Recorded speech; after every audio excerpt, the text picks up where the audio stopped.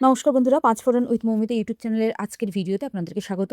আপনারা সবাই স্ক্রিনে দেখতে পাচ্ছেন এই খবরটি 12ই জুলাই 2026 বর্তমান পেপারে প্রকাশিত হয়েছে। আপনারা যেটা দেখতে পাচ্ছেন সেটা হচ্ছে বর্তমানের অনলাইন নিউজ পোর্টাল, সেখান থেকে খবরটা আমি পেয়েছি। খবরের হেডলাইন হচ্ছে উৎসশ্রী পোর্টাল খোলার পাশাপাশি রেশনালাইজেশন শুরু প্রাথমিক স্কুলে। প্রাথমিক স্কুলে রেশনালাইজেশন প্রক্রিয়া শুরু, শিক্ষকদের বদলি নির্দেশ, স্কুল বন্ধের আশঙ্কা নিয়ে বিতর্ক। এইবার বিস্তারিত ভেতরে রয়েছে। শূন্য ছাত্র সংখ্যার প্রাথমিক স্কুলগুলি থেকে শিক্ষকদের অন্য স্কুলে বদলির নির্দেশ জারি করল শিক্ষা দপ্তর। স্কুল শিক্ষা কমিশনারের নির্দেশে বলা হয়েছে, ছাত্রের অনুপাতে শিক্ষক যেসব স্কুলে কম রয়েছে সেখানে এই শিক্ষকদের স্থানান্তর করতে হবে।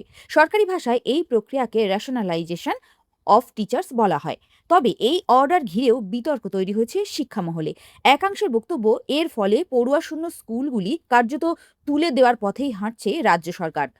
সম্প্রতি শিক্ষা মন্ত্রকের রাষ্ট্রমন্ত্রী সুকান্ত মজুমদারও এই ধরনের স্কুলগুলি চালিয়ে যাওয়ার যৌক্তিকতা নিয়ে আলোচনার সুপারিশ করেছিলেন। শিক্ষানুরাগী ঐক্যমঞ্চের সাধারণ সম্পাদক কিঙ্কর অধিকারী বলেন, সবে উৎসশ্রী পোর্টাল চালু হলো, তবে রেশনালাইজেশন হলে অনেক শিক্ষকই নিজের জেলার স্কুলে ফেরার সুযোগ হারাবেন।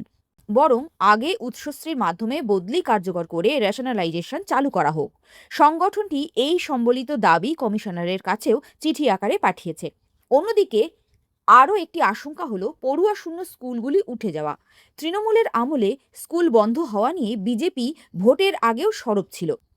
নতুন সরকার ও বিগত সরকারের এই বিষয়টি নানা মঞ্চে উল্লেখ করে সমালোচনা ঝড় তুলেছে। তাহলে কি এই আমলেও স্কুল বন্ধ হতে থাকবে?